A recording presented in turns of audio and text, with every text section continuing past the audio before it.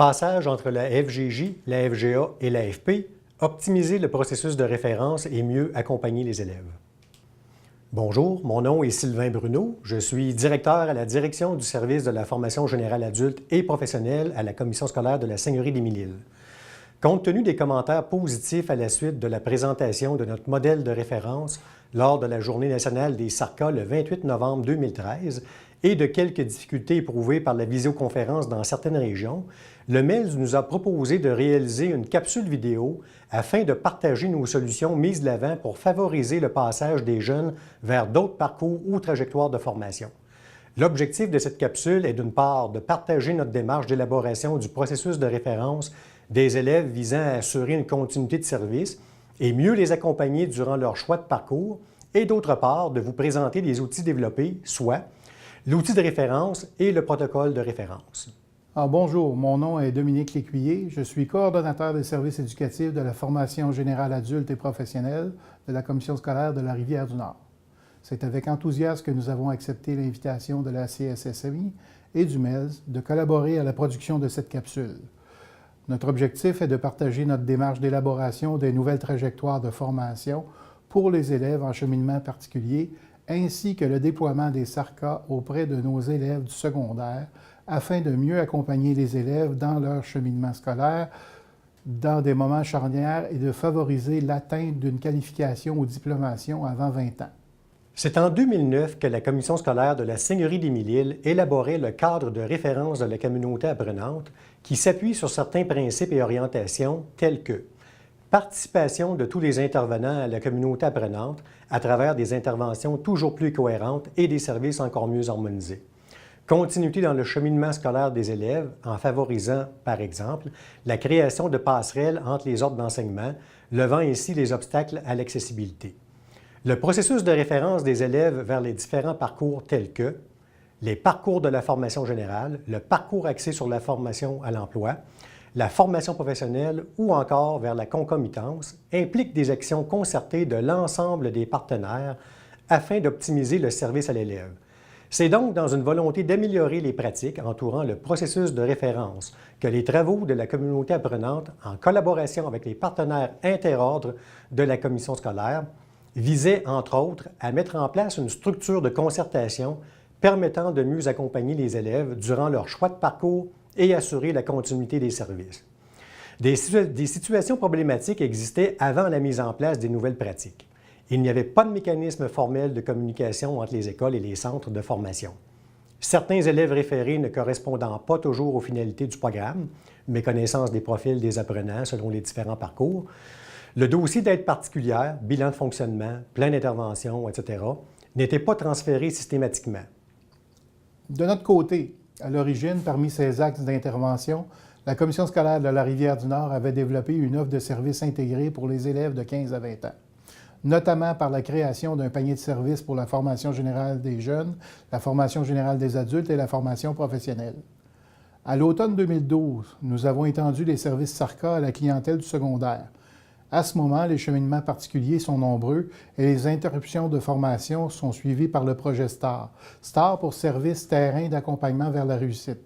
C'est un projet qui s'intègre au SARCA pour la relance de nos décrocheurs. Le STAR est une relance auprès des jeunes ayant interrompu l'école qui offre un service d'accompagnement et d'information scolaire et professionnelle afin de choisir un projet de vie et d'établir un plan d'action afin de soutenir la persévérance aux études et de mettre les jeunes en action pour l'émergence d'un projet de vie ou d'un projet personnel.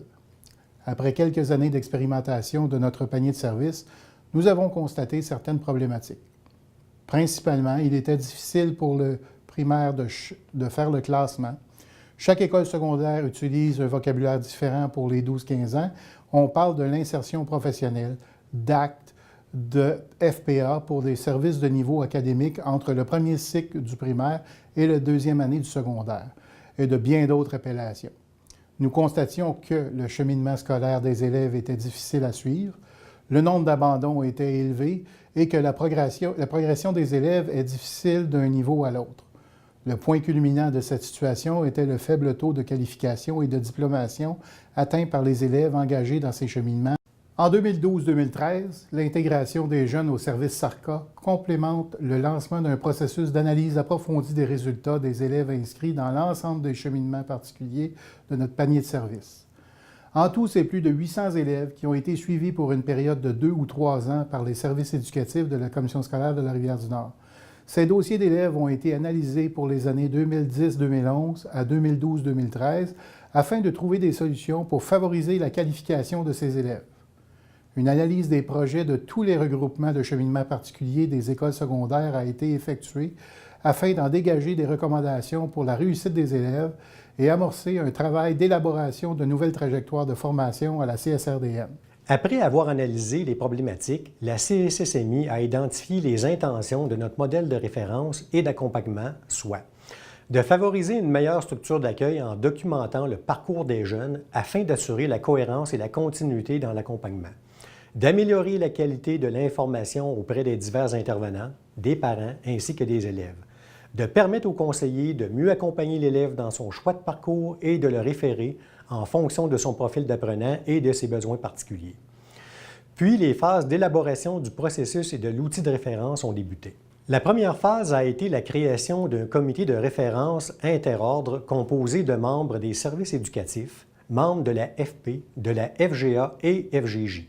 Le comité a alors évalué le processus actuel, défini les différents parcours, passerelles et conditions d'admission, identifié des modalités d'admission et l'inscription, déterminé les éléments requis sur l'outil de référence. Des sous-comités ont été formés pour préciser les divers profils des élèves pour chacun des parcours. Enfin, dans la visée du renouvellement des SARCA, une seconde phase est lancée dont le but est de systématiser et optimiser la référence et l'accompagnement des jeunes référés vers l'éducation des adultes. Nous avons donc ajouté un nouveau profil pour l'élève référé en formation générale adulte, identifié différentes situations de référence et élaboré le protocole de référence. L'outil de référence détaille le cheminement scolaire de l'élève, les différents parcours et voies de formation. Par exemple, un conseiller qui réfère un élève à l'éducation des adultes doit compléter la partie réservée à cet effet, laquelle comprend le motif de la référence. Au verso de ce formulaire, vous y retrouvez le profil de l'élève où sont précisées les caractéristiques de l'élève associées aux différents parcours et voies de formation. Par exemple, un élève référé à l'éducation des adultes devrait être à la recherche d'un horaire plus adapté à sa situation personnelle, capable de concilier travail-études, désireux de rompre avec son parcours antérieur. C'est le protocole de référence qui explique les modalités d'application liées aux diverses situations des élèves provenant du secteur des jeunes et référés au secteur des adultes. Prenons le cas d'un élève inscrit au secteur des jeunes jusqu'en juin et qui est référé dans un centre de formation générale adulte lors de la période de classement. Les actions à poser seront d'acheminer l'outil de référence au SARCA, d'informer l'élève de la rencontre d'information au centre de formation générale, de faire parvenir le dossier d'aide particulière s'il y a lieu. Une autre situation pourrait être le cas d'un élève qui souhaite quitter le secteur des jeunes durant l'année scolaire en cours et qui est référé dans un centre de formation générale adulte. Il faut prévoir une rencontre avec le conseiller de l'école, compléter l'outil de référence et joindre l'avis de départ. L'élève doit passer s'inscrire au SARCA du centre concerné, faire parvenir le dossier d'aide particulière s'il y a lieu. À la suite de l'implantation de ces outils, nous pouvons constater les améliorations suivantes.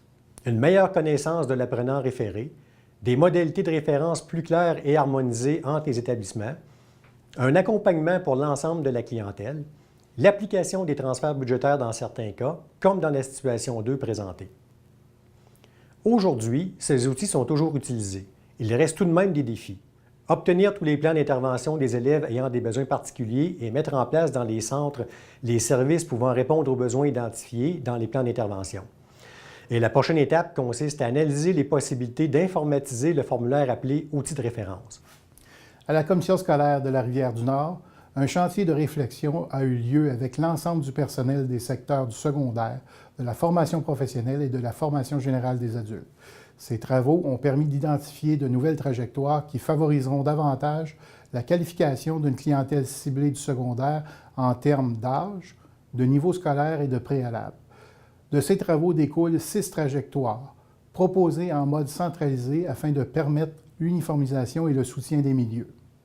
Parcours d'apprentissage et d'exploration en 2 voies pour les élèves de 12-13 ans, de niveau première et deuxième cycle du primaire pour la voie 1, de niveau troisième cycle du primaire pour la voie 2 et qui conduisent à la FPT et la FMS à l'âge de 15 ans. Le pré-DEP s'adresse à des élèves âgés de 15-16 ans de niveau 3e secondaire. Cette trajectoire d'une durée de 1 ou 2 ans conduit à la formation professionnelle à l'âge de 17 ou 18 ans et finalement le semestriel pour les élèves âgés de 16 à 18 ans de niveau 4e et 5e secondaire. Cette trajectoire d'une durée de 1 an conduit au DES et à la formation professionnelle à l'âge de 16 à 18 ans. Pendant les travaux, un consensus s'établit pour les nouvelles trajectoires suite aux nombreuses discussions et activités de réflexion par l'ensemble des acteurs concernés. Malgré cette adhésion, la phase d'implantation sera un défi d'importance. Lors de la préparation de l'implantation des nouvelles trajectoires en prévision de l'année scolaire 2014-2015, les services éducatifs sont impliqués activement afin de maintenir le cap et d'accompagner une équipe qui s'élargit et qui se distribue dans chaque milieu. La perte de vue d'ensemble est un facteur qui aura suscité un retour aux discussions et il est utile à cette étape de toujours retourner à l'essence des choix qui ont été faits. Les services éducatifs s'investissent donc massivement dans l'accompagnement des établissements pour diffuser les nouveaux parcours de formation aux directions, enseignants, personnel d'orientation, parents et élèves, actualiser le panier de services de la CSRDN et intégrer les nouvelles trajectoires au SARCA, assurer la mise en place des ressources de soutien pédagogique pour supporter les écoles dans le développement du matériel pédagogique et les accompagner dans l'organisation pédagogique et l'accompagnement des enseignants. Sans oublier l'élaboration et la mise en place de profils d'entrée et de sortie détaillés avec les transitions qui leur sont associées. En parallèle avec les nouvelles trajectoires, une attention particulière est accordée à l'approche orientante qui s'intègre tout au long du parcours de l'élève, du 3e cycle du primaire à la diplomation. Le projet de vie de l'élève étant un facteur déterminant de sa réussite, il est important de mettre en place des moyens permettant à ceux-ci de se découvrir. Une première année d'expérimentation s'annonce pour les nouvelles trajectoires. Nous souhaitons que la réussite des élèves qui y seront dirigés soit au rendez-vous. Considérant l'importance du projet, il nécessite un suivi continu afin d'apporter les ajustements requis et d'assurer le suivi actif des élèves. Des outils d'analyse des résultats tels que les tableaux de bord permettront de garder une information quantitative. Les services SARCA déployés au secteur des jeunes et la base de données qui leur est associée permettra, quant à elle, la consignation des transitions entre les services et l'identification précise des élèves qui y cheminent. L'adéquation des données permettra une régulation continue et proactive favorable à la réussite dans les cheminements. Merci. Dans notre démarche de référence, il y a des choix propres à notre commission scolaire faits en fonction de nos pratiques, des ressources disponibles, etc. Ces pratiques peuvent ne pas s'appliquer dans de plus petits centres et ou nécessiter des ajustements selon la réalité de chacun. Je vous invite à visiter le répertoire d'activités SARCA sur le site www.carrefourfga.com/SARCA où vous y retrouverez, entre autres, l'outil et le protocole de référence. Merci.